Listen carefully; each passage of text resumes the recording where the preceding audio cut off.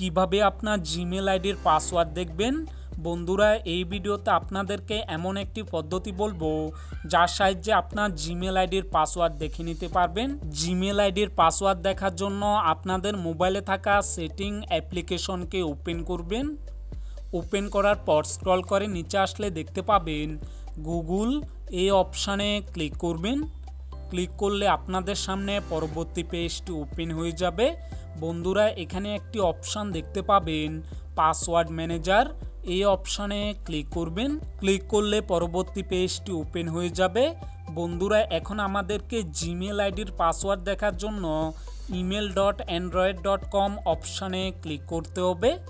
Click করে আপনাদের মোবাইলে স্ক্রিন লকটি দিতে হবে। স্ক্রিন লকটি দিলে পরবর্তী পেজটি ওপেন হয়ে যাবে। বন্ধুরা, এখানে আপনারা উপরে দেখতে পাচ্ছেন আমার জিমেল আইডির নাম দেওয়া রয়েছে, এর ঠিক নিচে পাসওয়ার্ডটি দেওয়া রয়েছে। তো এই পদ্ধতি ব্যবহার করে আপনার জিমেল আইডির পাসওয়ার্ড দেখে নিতে পারবেন।